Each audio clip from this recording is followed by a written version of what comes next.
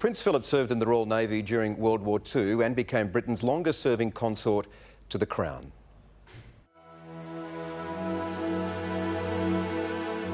For 73 years, Prince Philip was the Queen's faithful shadow, always 2 steps behind.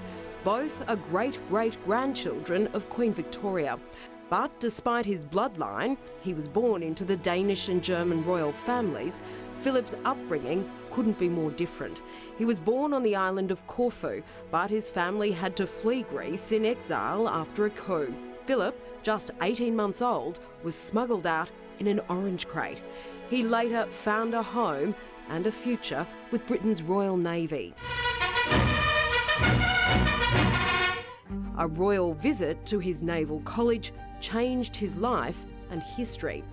He was asked to entertain the King's daughters. Elizabeth was just 13. Here they are, playing croquet. It's said she was instantly smitten. They kept in touch, and after the war, love blossomed. Philip and the Queen is a real love story. I mean, 70-odd years married.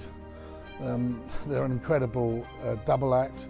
When they first met, it was love at first sight, certainly for the Queen, and she has never really looked at anybody since.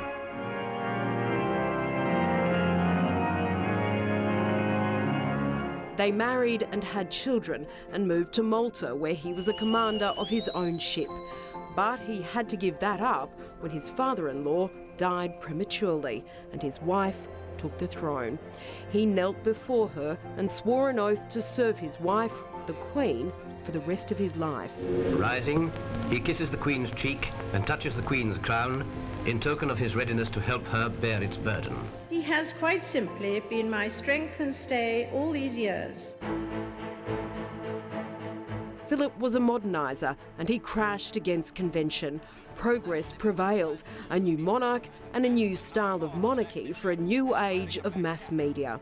It was Philip who ensured the coronation was televised. As ever with Philip, when duty called, he answered. These revealing images, shot during a royal trip to New Zealand in 1953, were kept private for 70 years.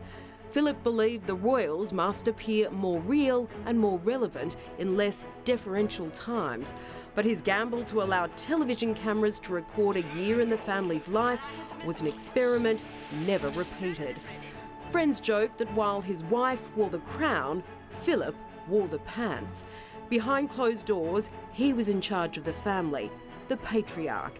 It was the Duke who gave William and Harry the courage to follow their mother's coffin at Diana's funeral, promising he would walk beside them every step of the way.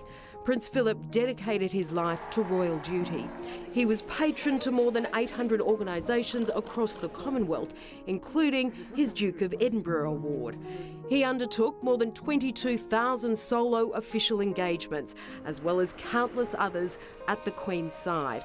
At 96, in the forecourt of Buckingham Palace, he saluted the Royal Marines, of which he was the Captain General, his final engagement. There were no more official royal duties, but he was still seen in his most important role, by the Queen's side. I think that the main lesson that we've learned is that tolerance is the one essential ingredient of any happy marriage. And you can take it from me that the Queen has the quality of tolerance and abundance. To his wife, to the monarchy, Philip kept his promise, a loyal servant until the end.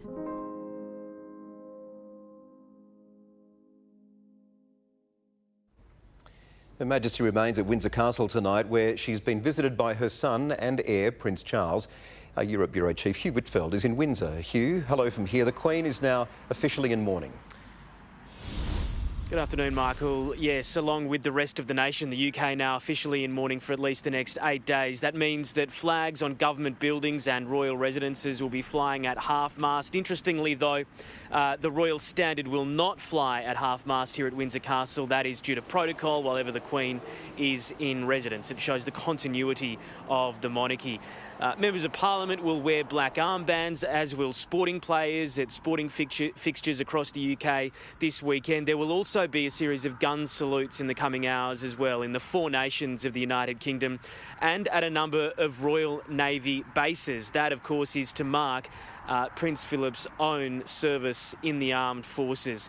That's all very public, but there is also a very private moment or moments of mourning over these coming days. As you said, Prince Charles has joined the Queen here at Windsor Castle. They have a lot to work through, including signing off on those final funeral arrangements.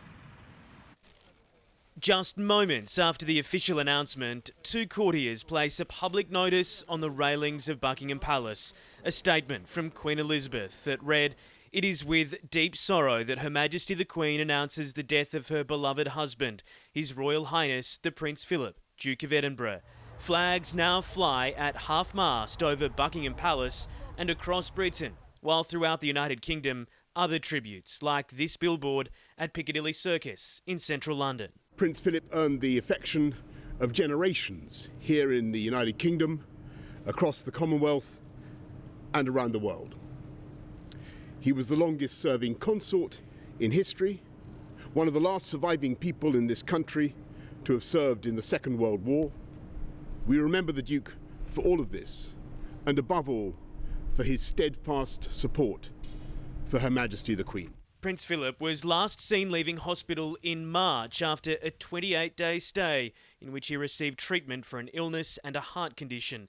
In line with COVID restrictions, people have been asked not to congregate outside the royal palaces, but many still came to lay flowers, expressing their grief. Remembering what he's given to the country, to the world, it's wonderful. It's a person that's been around for all of my life, and I'm really sad. At Windsor Castle, there's now a growing floral tribute. My heart just breaks for the Queen and the family because she lost her husband and such a stability in the country, I think, the royal family. The Queen's consort will likely be buried following a private funeral on the Windsor estate. Prince Philip had expressed his wish for a farewell that was low-key and without fuss. In Windsor, England, Hugh Whitfeld, 7 News.